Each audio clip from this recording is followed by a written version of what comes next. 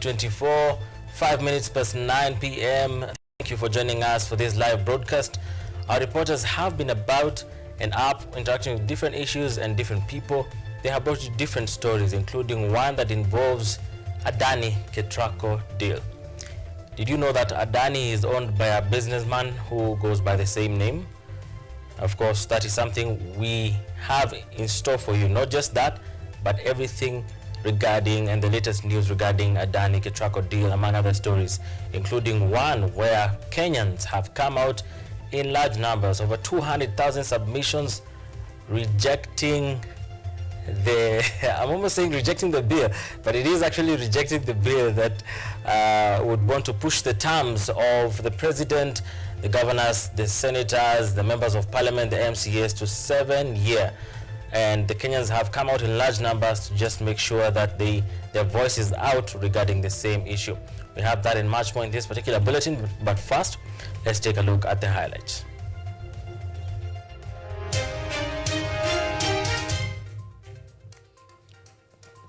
High Court holds Adani Ketraco deal implementation pending case hearing and determination.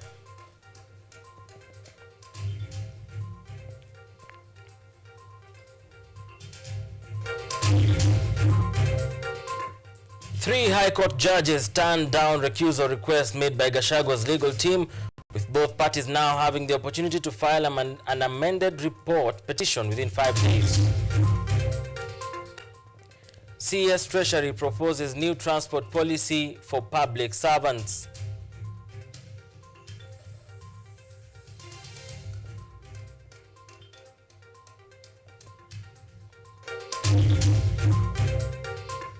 And 13 PP2 students wrap up their journey in pre-primary school at KU Model School.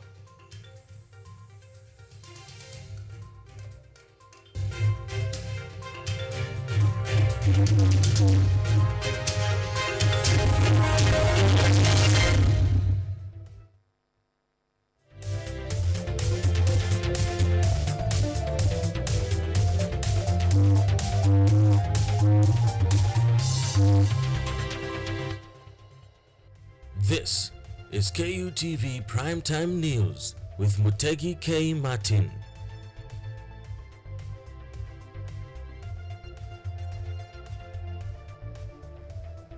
And Lucy Kiaria is with us in the sign language interpretation tonight. Welcome to the broadcast. Now, the High Court today has issued conservatory orders suspending the implementation of the Adani Ketraco energy deal. In her ruling, Justice Bahati Mwamuye directed that all projects under the partnership between the Ministry of Energy and the Adani Group will remain on hold until a pending case challenging the deal is heard and determined. The conservatory orders were issued in response to concerns over the transparency and accountability in the Adani Ketraco deal, which involves the development of high-stakes power infrastructure such as transmission lines and substations. The case challenging the deal alleges that crucial details on the agreement's term and potential impacts may not have been sufficiently scrutinized. Critics argue that this partnership could have far-reaching effects on Kenya's energy sector, potentially increasing costs and raising concerns over the privatization of essential national assets. The ruling restrains the Ministry of Energy from entering the new agreement with Adani or advancing existing ones related to transmission lines, substations, and other power infrastructure developments.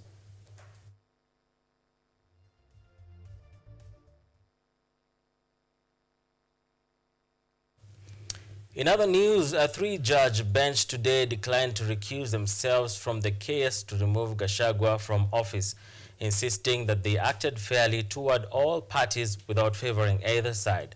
Both parties have 5 days to submit an amended petition before the case officially resumes on October 29th this year. So paragraph 95 is what the court says. Accordingly, Impeached Deputy President Rigathi Gachagua has been caught in shock after a three-judge bench refused to recuse themselves in Gachagua impeachment case just after the lawyers representing his experienced doubts about the 3-judged panel appointed to oversee the case, claiming there is a conflict of interest.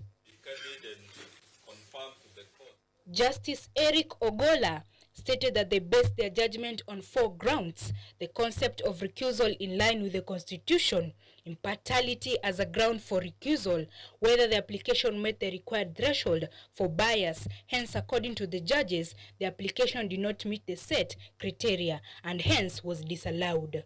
The need for expedition, coupled with the urge to balance the interests of all parties, we shall also give further directions on the way forward. Consequently, the following orders do hereby issue. 1. The applications for recusals are hereby disallowed. On Thursday, Gachagwa's lawyers experienced dissatisfaction with the 3 judges, asserting that Justice Mrima is a close friend of Cabinet Secretary Kithure Kindiki, while Justice Frida Mugambi was a student of Kindiki during her master's degree at Moi University. Lawyer Kamwina insisted that these judges are not the only ones in the country and requested the appointment of a different panel of judges to hear the case. Why should he be the first one within such a short time to be impeached in the country? Can't you suspect there is something wrong? That you are not doing some things properly? That America, which has had impeachment provisions for 200 years, has never successfully convicted someone for impeachment as for a position. Thank you, Dr. Kavino. Meanwhile, lawyer Ndengwa Njiru represented Gachagwa's interest, claimed that among the issues discussed during the removal from office were allegations that the former deputy president said that Kenya is a country for shareholders. Of recusal, and I'll be making reference to 3 materials. I believe they've been circulated. That's a recent Supreme Court decision delivered on 11th of October 2024.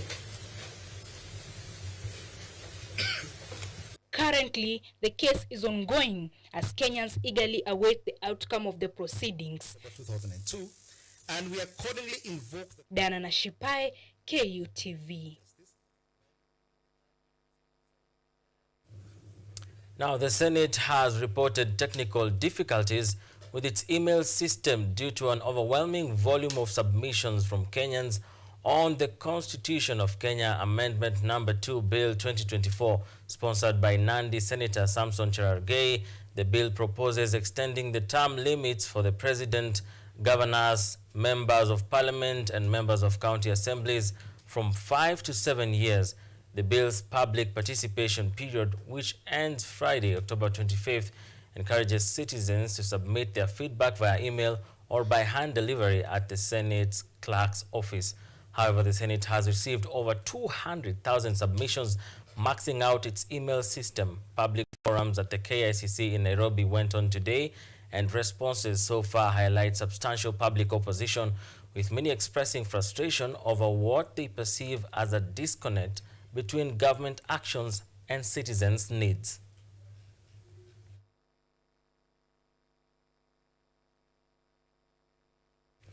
And in a remarkable twist of fate, Thomas Mutune, once condemned to spend 30 years in prison for trafficking narcotics, walked out of Thika prison as both a free man and a qualified lawyer.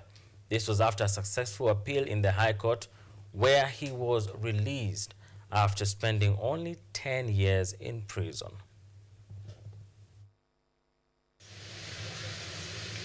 If anyone told Thomas Tune 10 years ago that he will walk out of prison walls as a qualified lawyer, he will not have believed you. Mutune's journey started when he was apprehended at Jomo Kenyatta International Airport for carrying the narcotics, which led to his conviction and initial sentencing at Milimani Law Court. He was sent to the industrial area prison and later transferred to Committee Maximum Prison for 7 years before he was transferred to Thika prison to complete his jail term. I was just a young one like any other. I was quite young by then. I was in my 30s when I got into bad company, and I got into the drugs business. I was arrested in the year 2012 at Jomo Kenyatta International Airport, and from there my journey started. The unexpected turn in his life came when a UK-based NGO Justice Defenders stepped in to offer him a lifeline. The organization, which focuses on providing access to justice and legal education for prisoners, sponsored Mutune's legal studies. I found good people. I found a home. I found some solace. I found an opportunity. And in there, I've gotten to learn some things. An opportunity given me by the Kenya Prison Service. I came here, and Kenya Prison Service took me as one of their family members. Through the support of Justice Defenders, Mutune pursued an online law degree at Strathmore University, and he was also trained as a paralegal officer and a sign language interpreter. Kenya, we work to ensure that people behind bars achieve justice. We know that justice is not a one-way thing. It cuts both ways. So we ensure that we train paralegals within prisons, and we also have those that we train to study bachelors of law. His resilience, dedication and commitment has not gone unnoticed. We're here to celebrate him and to provide him farewell, so that it will be an example also to other inmates, so that they can copy what he did. He was a well-disciplined prisoner, and he was very obedient prisoners, and he took the imprisonment positively and utilized his time behind bars very well. So that is now, from the courses that he has attained, as he said here, that clearly shows he really utilized every time and every single minute that he was behind bars. So my message to other prisoners is that they should live here better than they came in. Mutune's journey serves as a powerful reminder of the potential for change, even in the darkest of circumstances, and a hope to those who believe that transformation is possible, no matter where life's journey begins. Auma Evans for KUTV, Nairobi. The National Treasury and Economic Planning Cabinet Secretary John Mbadi has proposed new transport security or austerity measures aimed at reducing the national transport cost burden that shot to 14.3 billion shillings in 2023. The new drafted government policy shall see the reduction of vehicles for cabinet secretaries, principal secretaries, heads of parastatals, governors and deputy governors, among other public servants. Mbadi has proposed that each cabinet secretary and governor gets 2 vehicles, as principal secretaries, deputy governors, heads of parastatals, county CEC and chief officers getting 1 car. Senior comrade officers at both the national and county government shall be assigned a pool of vehicles. Commissioners of independent offices, and members of parastatals will be required to use private vehicles and seek reimbursement.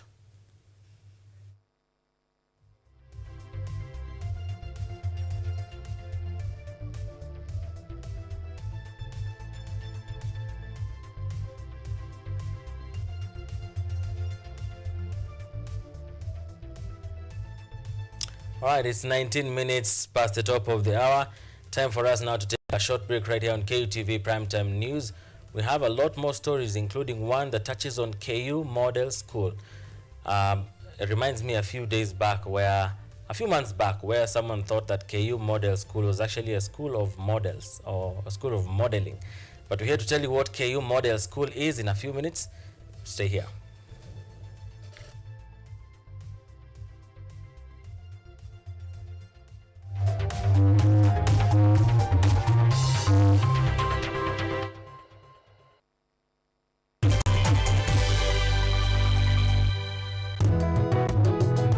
Katika maisha yetu ya leo, wakulima na jamii nyingi kwa ujumla wanakumbatia teknolojia mbalimbali na kilimo hai ili kuondoa magonjwa sugu na kuongeza usalama na utoshelevu wa chakula.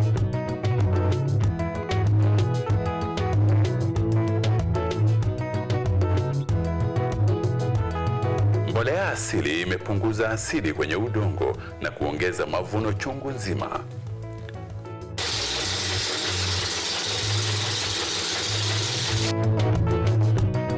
Wajua tuko shambani, na humu shambani pia kuna ng'ombe. kuna kuku, na wanaacha uchafu wao, na huo uchafu si wa kutupwa, ni wa kutumika katika kilimo kama mbolea, kwa sababu mimea hii imekuwa kutumia mbolea ya hawa wanyama.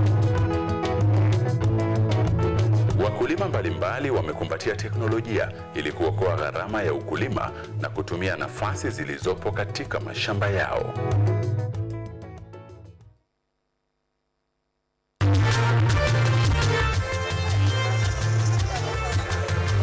Ni nguzo na uso wa jamii. Kupanda shuka, akawa tuzo, ukakamavu wake, ukatii na kumfanya mwenye bidii. Kwa machozi na makeke, akabaini jinsi ya kuwini. Huyu ni mwanamke ngangari, kwa jinsi alivyo ng'ari-ng'ari. Mimi ni mwanamke mwake. Usikose kutazama kipindi cha mwanamke mwake, nami Caroline Kimwe.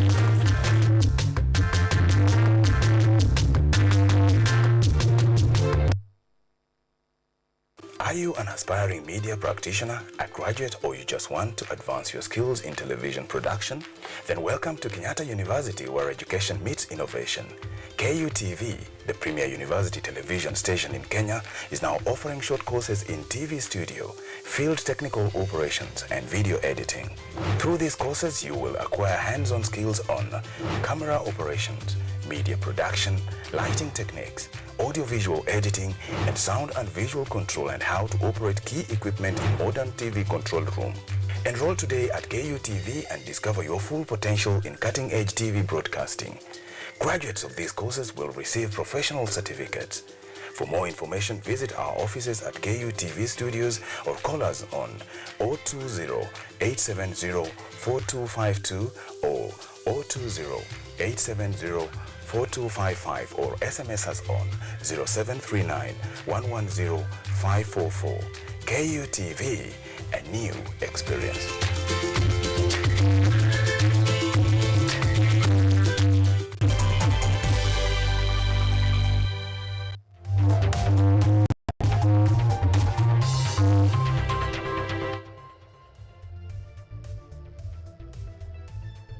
You are watching KUTV Primetime News with Mutegi K. Martin.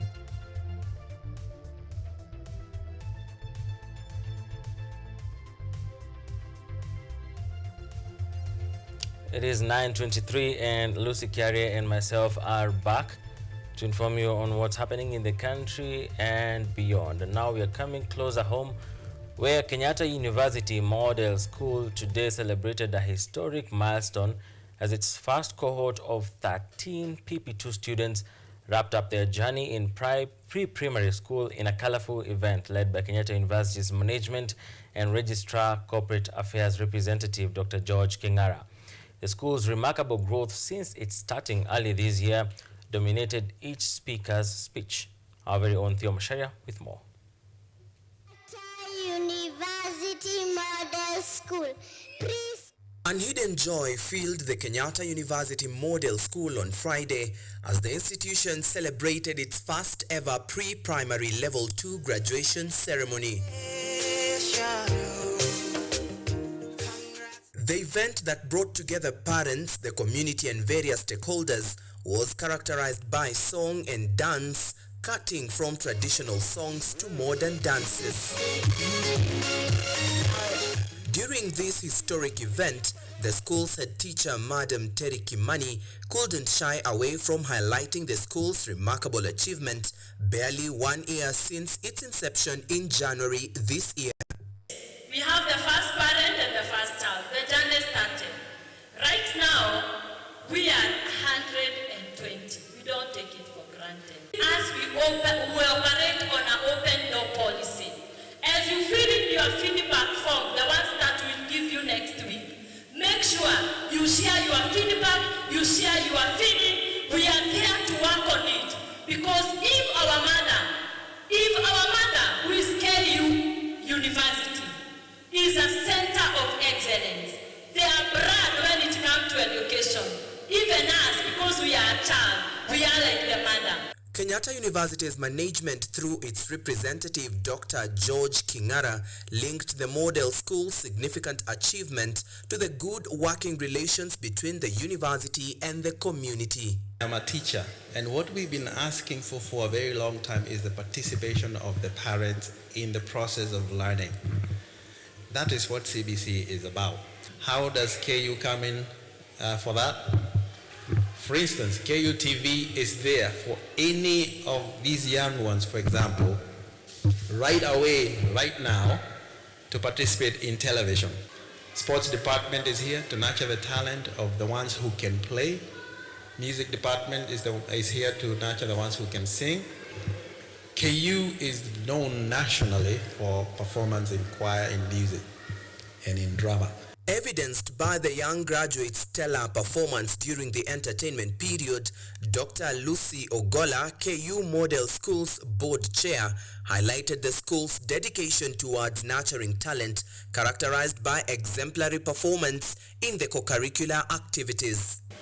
We have seen as a board KU grow in curriculum.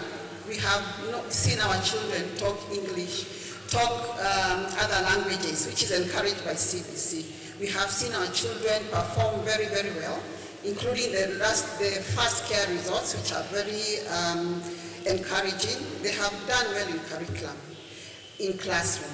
They have also excelled very well in the co-curricular activities. We have soccer players here with uniform.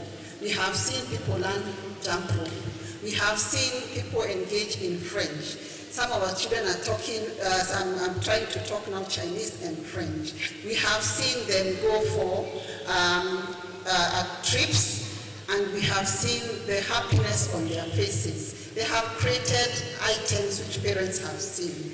Our pupils have engaged in swimming classes. We have seen our students, our pupils here, demonstrate their democratic rights. They have been able to vote. We have a president of the school. We are teaching them also to be good citizens, so that when they are told you need to choose your leaders, they know that actually they need to participate as part of good leadership. The 13 PP2 learners from KU Model School now joins hundreds of their peers across the country waiting to join grade 1 next year for their 6 years in primary school, followed by other 6 in secondary school, and finally 3 years in higher education, thanks to the new competency-based curriculum rolled out in December 2017 and commenced in January 2019. 3. Theo Masharia, KUTV. I don't know if you can imagine the beginning of your child's education life and they're being mentored by the future, which is the university, the highest form of and the highest level of education. How about that? If they want to study music, they're being trained by university level of trainers of music. We are right here at KUTV also to train them in media and communication, the ones who are interested in that particular field, the ones who are interested in sports. You have some of the best sporting facilities in Africa right here in KU, and you just can't imagine the possibilities. And so for those of you who thought KU Model School was a school of modeling, there you have it. It's just more than that in various ways and in different ways. And talk to us as KU as we continue to bring important knowledge and information to your child as they continue to grow. Now we move to Murang'a County, where 3 residents of Murarandira in Kiharu constituency were attacked by a wild animal in 3 separate incidents across 2 neighboring villages. Initially, reports of the attacks suspected to be by hyena or jackal were dismissed as rumors, but they quickly escalated into a serious threat. Residents are now urging the government to implement measures to protect them from wild animal attacks. The animal was eventually overpowered and killed after attacking a 50-year-old man. It was a moment of sorrow for the residents of Murarandira village, Murang'a County, following an incident where a wild animal attacked 2 children and a 50-year-old man. Tulikuwa nyumbani na wao walikuwa kwa shamba, tukasikia wakipiga duru, tukateremka tukakutana nao wakiwa na damu. Sasa ndio tuliwachukua tukiwapeleka hospitali, tukakutana na huyo mnyama tena. Anthony Fundi, Saint Juguna and Anthony Maina were attacked by the wild animal in 3 separate incidences. Anthony Maina, a primary school student, was attacked on his way to school, while 4-year-old Saint Juguna was attacked by the animal while playing with his friends. On the other hand, 50-year-old Anthony Maina was attacked as the villagers were taking one of the injured children to school. Tulipokuwa tukipeleka hospitali tukakutana nayo. Tulipokutana nayo ikanifuata, ikanikibiza. Juu nilikuwa napaga, nikaigeukia, nikaikata mara moja. Ikanirukia kichwa. Baadaye nikaiweza, nikaikatakata, nikaiua. The victims of the animal attack suffered several facial injuries and have been admitted to the Muriranjo Sub-County Hospital. The locals are now calling for an investigation to identify the wild animal that attacked these 3 residents. Mimi nilitoka bio kushuhudia kwa ubali kidogo, nikaona kuna mnyama anang'ang'ana na mtoto. Hapo nilikimbia kujaribu kuokoa mtoto. Kabla ya kuokoa mtoto akanirukia. Nikashindwa na kukata huyu mnyama. Lakini mwenyewe mnyama sio mbwa, ni kitu kubwa zaidi ya mbwa. This wild animal attack has instilled fear among the residents of Murarandira, who are now urging the government through the KUTVNEWS to intervene and arrest the situation. Yvonne Kimoma, KUTV. Time for us to move beyond our borders now, and U.S. Secretary of State Antony Blinken met with key negotiators Thursday to discuss a Mid-East ceasefire during a stop in the negotiating hub of Qatar. The parties have spent months trying to broker an end to hostilities in Gaza and Lebanon and bring home about 100 hostages believed to be still held in Gaza. VOA White House respondent Anita Powell has a story. The top U.S. diplomat has been shuttling around the Middle East on a complex mission from President Joe Biden to restart talks on a Gaza ceasefire, to negotiate the return of nearly 100 hostages believed to be held by Hamas, and to support the Palestinian people whose lives were torn apart by war. Secretary of State Antony Blinken on Thursday announced $135 million in additional U.S. aid for Palestinian civilians. He also said the administration felt Israel accomplished its strategic goals with the killing of Hamas leader Yahya Sinwar last week. Now that that's been accomplished, this is a moment to work to end this war, to make sure all the hostages are home, and to build a better future for people in Gaza. Qatar's leader said Thursday that his country's negotiators have re-engaged with Hamas, but he painted a murky picture of the future. We had some meetings with them the last couple of days. I believe that until now there is no clarity what will be the way forward or the clear position. Analysts aren't hopeful that this fire can be contained, especially after Israel killed Hezbollah's leader in Lebanon. The U.S. considers Hezbollah and Hamas as terrorist organizations. I mean, to be entirely honest, it's not entirely clear why Tony Blinken is making another trip to the region. There doesn't seem to be any particular prospect that he's going to achieve anything new or different than the last 10 times that he's been out there. A top U.S. Muslim rights advocacy group says there are 2 obstacles to a deal: Prime Minister Benjamin Netanyahu and Israel's most powerful supporter, Biden. Mr. Netanyahu, for political and ideological reasons, has no interest in agreeing to a permanent ceasefire that frees all the hostages, pulls all Israeli troops out of Gaza, and ends the war once and for all. The only way to force him to do it is to withhold the weapons. So I do not expect Mr. Blinken's trip to succeed without that missing element. These delicate diplomatic moves are happening well over the heads of the people who have to live through this on both sides of this bristling border and who have not seen a day of peace since October 7th, 2023.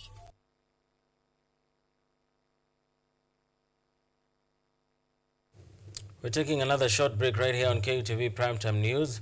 We'll be back in just but a bit. Stay here.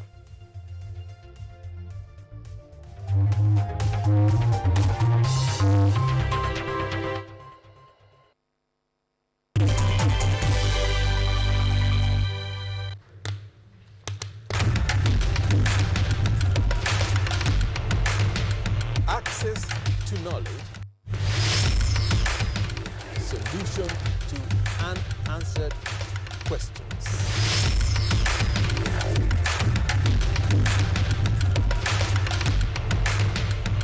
Guidelines to pursuing your rights and repossessing your property, intellectual or material.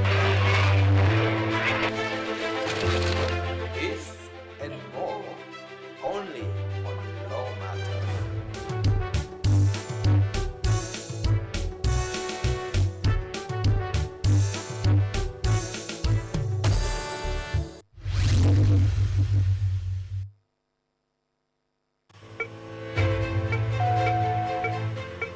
Imagine a world where you are empowered to take charge of your health, where you are well informed about the latest advancements in healthcare and understand the policies that impact your well-being.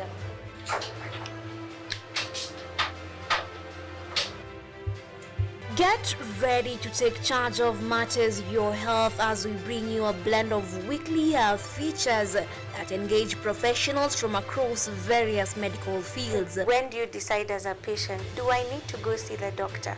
We are at a stage where we are seeing all this manner of chronic illnesses and we wait until we get a disease and then is when we go ahead. From the most mundane to the complexities that perhaps seem overwhelming, we got you covered. In terms of the factors that might be attributed, there are hereditary factors that means it could be genetic, so that's one factor. But there are other factors as well, like nutritional deficiencies. So some vitamins, such as folate, have been identified to be a factor in those. So our mission is to break down intricate health topics into understandable and actionable insights. Join me, Yvonne Kimuma, every Wednesday 9 p.m. on KUTV's News at 9, where your health is our priority.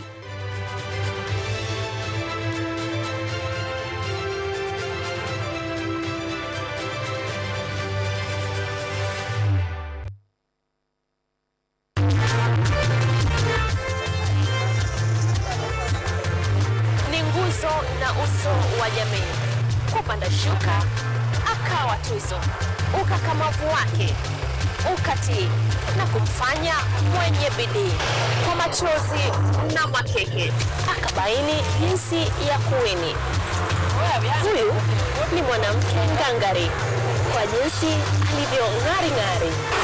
Mimi ni mwanamke mwake. Usikose kutazama kipindi cha mwanamke mwake, nami Caroline Kimwe.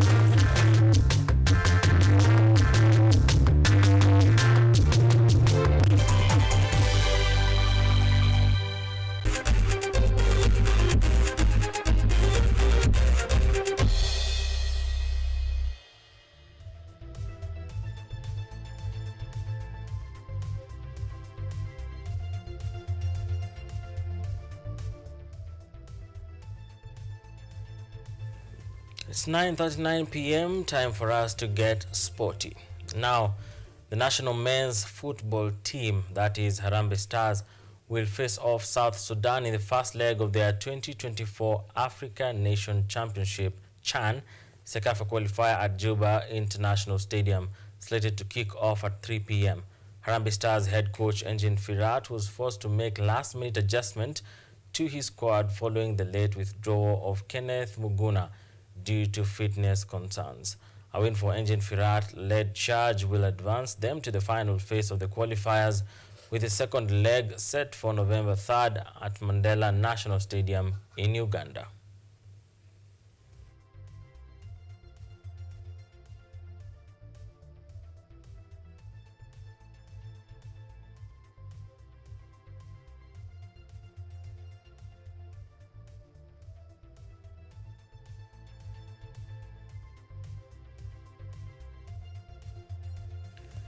Kenya has failed to make its mark at the football arena in the global stage, in contrast to rugby and athletics, which the country has soared high throughout the years. Despite countless efforts by different stakeholders to uplift the sport, the results have increasingly been disappointing. It is for this simple reason that our very own Sam Metiaki sought to get to the root of the matter by visiting an up-and-coming Kiwanja Soccer Academy and crafted the following report.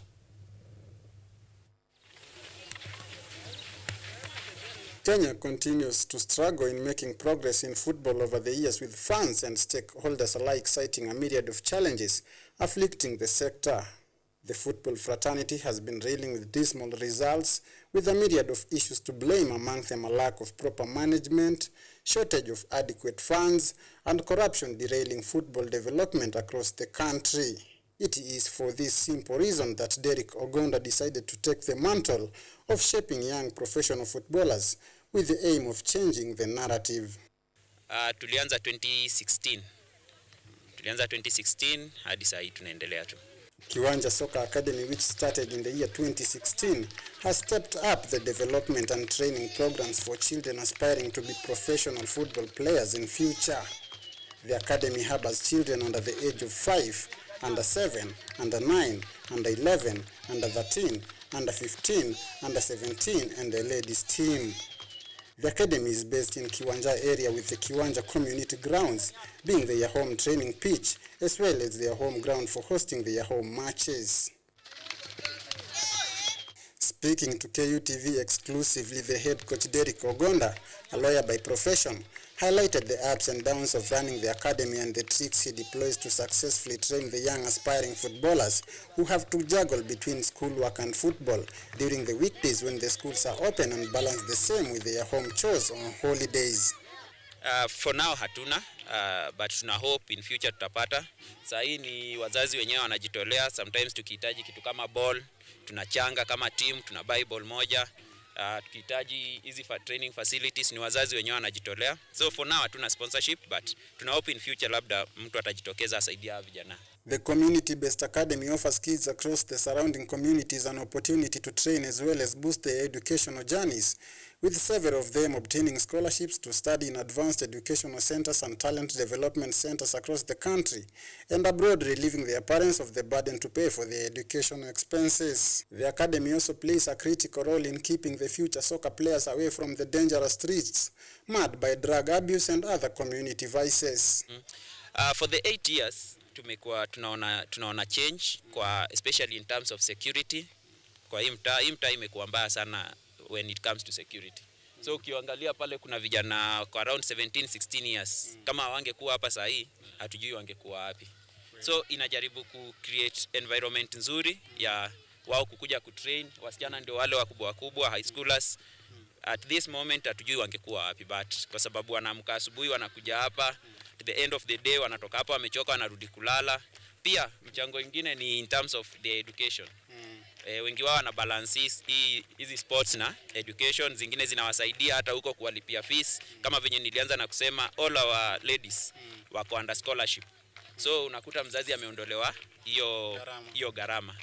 Then in fight against drug abuse, unaona wengi wao wako hapa, hawa wangekuwa huko nje labda wangekuwa wanatumia hizo drugs, but sasa wako hapa, tunajaribu kuwa shape kidogo kidogo. Ikifika Sunday tunaenda church pamoja, inakuwa rahisi pia ku develop community kama hii. Derek Ogonda informs us that Kiwanja Soccer Academy has so far produced 2 male players who currently play in the National Super League at Division 1 level, while all the girls in the academy have been lucky enough to obtain educational scholarships in their respective schools. Speaking on behalf of the girls team, head coach Diana Barasa, herself a senior footballer, disclosed that the academy has greatly helped the girls stay away from unwanted vices such as early pregnancies and substance abuse, noting that the team has been performing excellently, with the icing of the cake being crowned Kiambu County Chapadimba tournament champions early this year. Kiwanja Soccer Academy kianza initially ilikuwa ya wavulana peke yao, but time ya COVID tuliona wasichana wengi wako idle, kulikuwa na cases nyingi za pregnancy na kutumia drugs. So tukakaa chini na coach tukasema, juu tuko na wavulana tumewakeep busy, tunaona wana avoid kutumia drugs na kila kitu, tunaweza kusanya wasichana wa mtaa wenye wako idle pia tu incorporate kwa academy yetu. So tukaanza academy, wasichana waliingia academy 2020. The coach explains the complexities of training the girls team, highlighting their sensitivities, taking into account the psychological factors which she manages well, propelling the girls team to a myriad of achievements in their short stint of operation. Kwa sahii wanacheza ligi, pia wasichana kutoka 2020 paka sahii kuna milestones mingi wamepiga. So far tulikuwa champions wa Kiambu Chapadimba, wameenda paka regionals, walicheza hadi semis. Kiwanja Soccer Academy is now appealing to the government through the Ministry of Sports and stakeholders alike to chip in and support local football academies to improve overall football standards across the country.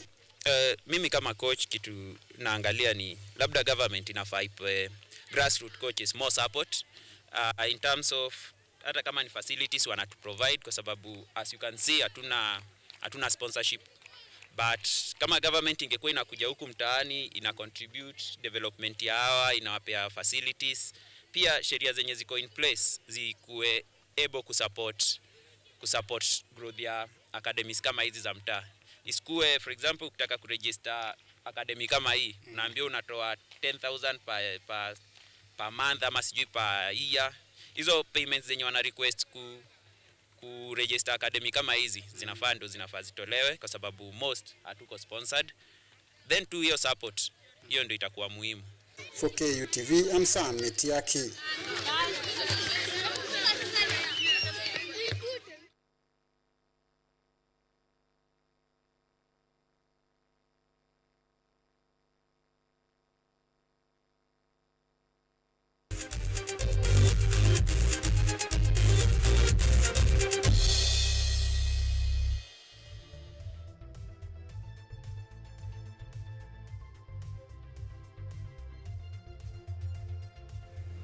Sam Metiaki with that story on football matters and why Kenya needs to advance, and seeking whether there is hope for Kenya to advance in terms of soccer or football, depending on how and where you come from, is the story that brings us to the end of our conversation tonight.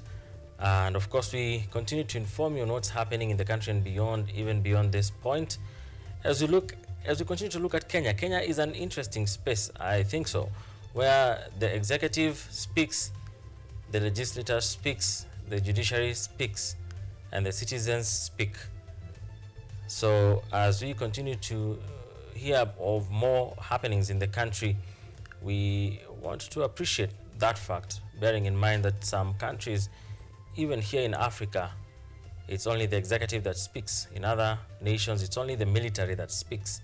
So we are blessed to have various spheres that are speaking to the well-being of the nation. And as the national anthem goes, justice be our shield and defender. May we dwell in unity, peace, and liberty. Plenty be found within our borders. We come to the end of the conversation tonight. Lucy Kiari is the sign language interpreter for tonight. My name is Mutegi K. Martin. And on behalf of everyone that made this bulletin possible, I want to thank everyone that has tuned in to watch this bulletin. Keep watching KUTV, a new experience for entertainment, educative, informative programs that will change your life and how you think. Good night. God bless.